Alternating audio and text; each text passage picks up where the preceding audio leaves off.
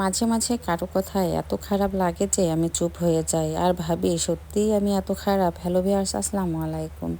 তো আপনারা সবাই কেমন আছেন?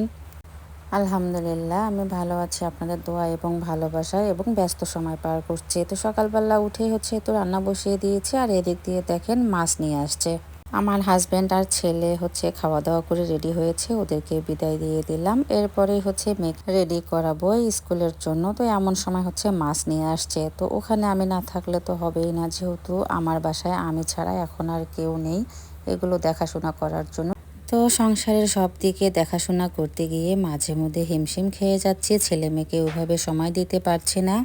কারণ এমন সময় এমন কিছু কাজের চাপ আসে যা আসলে বলে বোঝানোর মতো না, যার আসে সেই একমাত্র বোঝে। আর যেহেতু গ্রামে বাড়ি, তো গ্রামের আসলে কাজের পরিমাণটা একটু অন্যরকম, এক এক দিন এক এক রকমের কাজ। তো আজকে 15 কেজি সরপুঁটি মাছ নিয়ে নিলাম। তো এই মাছগুলো অবশ্যই একটু বড় বড়ই ছিল। তো বড় হওয়ার ফলে একটু ওজনে কম উঠেছে।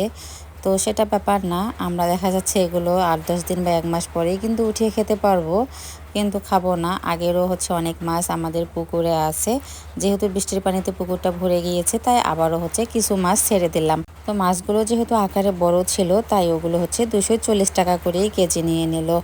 আর এদিক দিয়ে মেয়েকে নিয়ে স্কুলে যাচ্ছিলাম, দেখেন এমনিতেই চিকন রাস্তা, তার উপর একগুলো পোকা কিভাবে রাস্তার মধ্যে ছিল। তো আমরা তো পার হতে গিয়ে বিশ্বাস করবেন আমার তো খুব খারাপ লাগতেছিল। আর মেয়েকে নিয়েও যে ওই রাস্তা দিয়ে কোলে নিয়ে আসবো সেরকমও পরিস্থিতি নেই। তো আমি আগে পার হয়ে আসলাম, তারপর আমার মেয়েকে বলতেছিলাম যে পার হয়ে আসো, তো অনেক ভয় পাচ্ছিল। আর আজকে আমাদের হাসানবাবু আগেই চলে আসছে, যেহেতু আমি মাছের জন্য আর কি দেরি হয়ে গেছে, মেয়েকে রেডি করাইতে পারিনি। তো পরে আবার আমি নিয়ে তো স্কুলে গেলাম। তো স্কুল থেকে বাসায় এসে আবার একটু রোদ উঠেছিল, এরপরে ধানগুলো রোদ্রে দিয়ে দিলাম। গতকালকে আমার প্রায় 14 মণ ধান উঠে গেছে, আর বাকি কিছু ধান রয়েছে, এগুলো সিদ্ধ করে একটা করে রোদ দিয়ে রেখে দিয়েছিলাম, সেগুলো আবার আজকে দিয়ে দিলাম। আর বিকালবেলা ভাবি আবার আম ছিঁড়ে নিয়ে যাচ্ছিল, তো আমি বললাম এখানেই কাটেন, সবাই মিলে খাই। সন্ধ্যার দিকে আবার আমার ছেলে একাই আজকে নুডলস রান্না করে ওর দাদিকে আর আমার মেয়েকে দিয়েছে, মানে ওরা নিজেরাই খেয়েছে। আমি একটু ঘুমিয়েছিলাম, আমাকে ডিস্টার্ব করেনি। আর এই তো ঘুম থেকে উঠে বাকি কাজগুলো সেরে এরপরে রাতের জন্য সিম্পল ঢেঁড়স ভর্তা করতেছি। ছোট্ট একটা রিলস আমার পেজে অবশ্য দেয়াই আছে।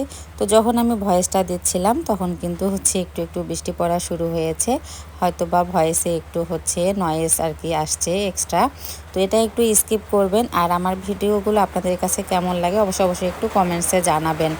আর ভালো লেগে থাকলে অবশ্যই একটু ফলো দিয়ে পাশে থাকবেন, যেহেতু আমি নতুন এই প্ল্যাটফর্মে। আর আমার কিন্তু ইদানিং ফলোয়ার্স একেবারেই বাড়তেছে না, হয়তো বা আমার ভিডিওগুলো আপনাদের কাছে ভালো লাগে না, এজন্যই। তো অবশ্যই একটু পাশে থাকবেন। আল্লাহ হাফেজ।